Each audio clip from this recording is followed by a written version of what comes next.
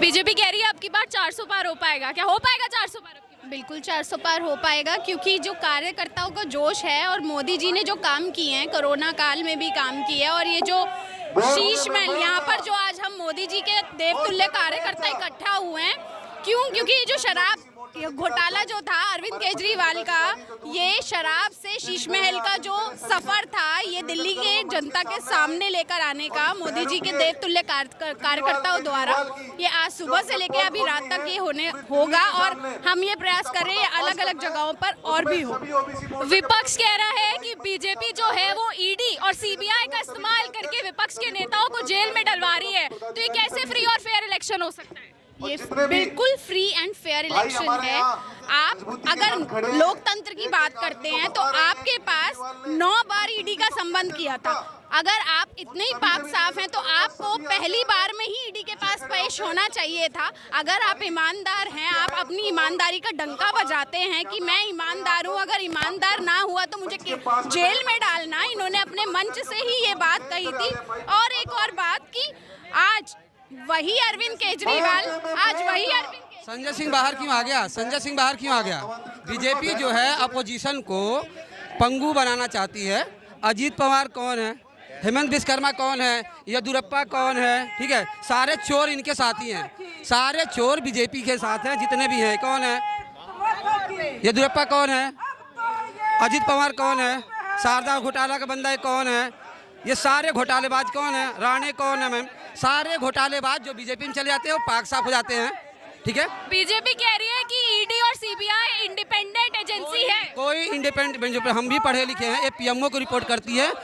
उसमें supreme court के जज आना चाहते थे बट उनको आने नहीं दिया। ठीक है, आने नहीं दिया। ये सारे चोरों के राजा यही हैं।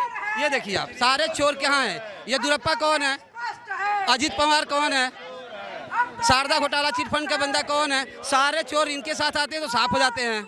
तो ये चाहते हैं अपोजिशन को उठा के जेल में डालो।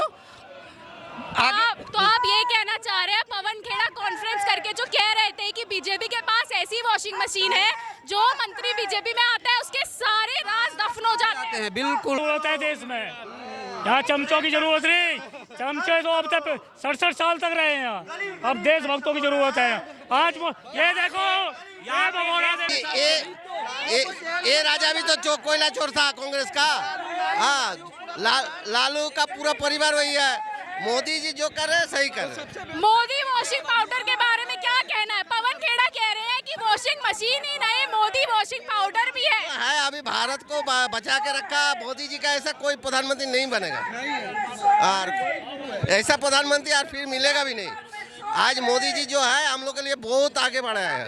सोनिया गांधी अलीगढ़ में कह रही है कि मोदी अपने आप में तानाशाह बन रहे हैं, इस पे क्या कहना है? ये तो बहुत गलत है। मोदी जी जो है अभी उस तानाशाही सब तो टूट जाएगा, किसी का तानाशाही नहीं चलेगा। बात का बताओ, जब ये देश के चोरों के साथ थे तब चोर थे, और उसके यार ये बीजेपी में आने के बाद का घोटाला एक नहीं बताओ। हम मानते हैं उस बात को, ये चोर थे, ये तो सिद्ध कर रहे हैं कि ये चोर थे, यानी कि वे पार्टी चोरों की पार्टी है। ये तो कबूल कर रहे हैं। तो कहने का मतलब यही है, अच्छी बात समझ में नहीं आती, लेकिन हरामखोरों का साथ देने वाले एक से एक खड़े हो जाएंगे, क्योंकि इनको वही चाहिए। जिस समय पे गली गलियों में पत्थरबाजी होती थी, ब्लास्ट होते थे पूरे देश के अंदर, लूट मार होती थी पूरे देश के अंदर, ऐसे चमचे उस टाइम 4 भाइयों के नीचे छुपे रहे थे, नहीं हुए थे बाहर निकल के। और आज यह सबको सुरक्षा मिली हुई है, तो आज इनको परेशानी हो रही है। उसकी बात कर रहे हैं जोर से, एक भ्रष्टाचारी, जब कोरोना काल में जब हॉस्पिटलों में ऑक्सीजन नहीं थी, इन्हें अपने दोनों हाथ उठा लिए थे, इस चीज में को बढ़ा रहा था। ये 52 करोड़ कहाँ से आया था उस समय पे? तो उन चोरों की तारीफ कर रहे हैं ये लोग।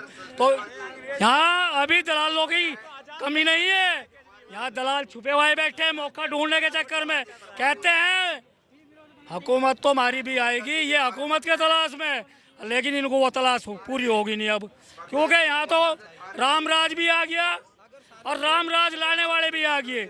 बुलडोजर तैयार खड़ा है, सो के लियो हर राज्य में चलने लगा। पहले तो यूपी में था, अब हर राज्य में चल रहा। मैं क्या कह रहा हूँ, आपको जेल डालना। अगर यहाँ भ्रष्टाचार क्यों बचाने के लिए छटपटा रहा, भ्रष्टाचार करेगा तो जेल जाएगा, यानी कि एक भ्रष्टाचारी का सहयोग होता है। यहाँ देखो भ्रष्टाचारियों की लाइन, भ्रष्टाचारियों की लाइन, भ्रष्टाचारियों की लाइन। हमारा सवाल ये था कि बीजेपी 400 पार के नारे लगा रही है, क्या कर पाएगी 400 पार? कर पाएगी क्यों कर पाएगी? भाई, उसने काम किया है, क्या काम किया? हर जगह पर देखिए, मकान बनाया उसने, गरीबों को मकान दिया, सभी को रोजगार भी दे रही है, राम मंदिर बनवा दिया, रोड बनवा रही, क्या नहीं बनवा रही है? केजरीवाल जी ने क्या किया? घोटाला किया, सिर्फ स्कूल बनवा रही है। गद्दारों को अंदर भी करवा रही। अरे जो गलत करे मार खाएगा। बीजेपी क्या करवा रही है? भारत की आबादी का कितने % लोग हैं?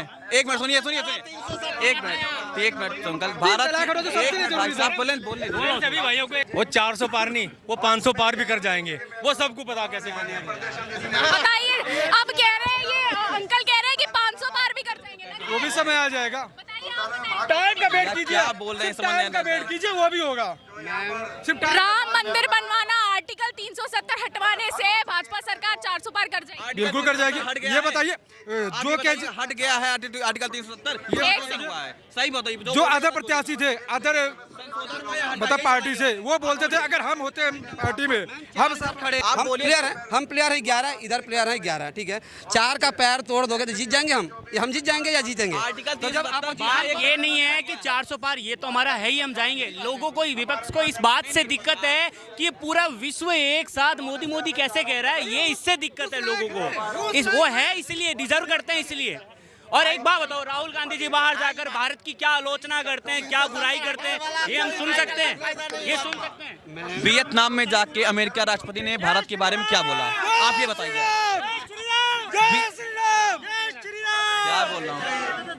वियतनाम में जाके उस एक इंसान को, वियतनाम को मैं नहीं जानता, मैं ये जानता हूँ जो ये बंदा कह रहा है मैं प्रधानमंत्री बनना चाहता हूँ, अरे वो आता है। ये अरे भाई साहब सुनो, जवाब सुनो, अपना जवाब सुनो। अमेरिका के राष्ट्रपति पे सवाल उठाया इन्होंने। एक दिन अमेरिका के राष्ट्रपति भारत ने निमंत्रण पत्र दिया कि आप भारत आइए, लेकिन वो भारत की सिक्योरिटी पे सवाल उठा देते हैं, कहते हैं कि मुझे भारत की सिक्योरिटी पे विश्वास नहीं। आज यहाँ G20 होती है, 20 देश के राष्ट्रपति या प्रधानमंत्री। जैसा कि आपने सुना कि जनता की क्या राय है 400 पार को लेकर, जनता का ये भी कहना है कि बीजेपी 400 क्या 500 पार भी करेगी। अब देखना दिलचस्प होगा कि क्या लोकसभा इलेक्शन में बीजेपी कर पाएगी 400 या 500 पार। देखते रहिए सामाजिक जागरण न्यूज। कैमरा पर्सन अभिनव के साथ मैं इशिका त्यागी।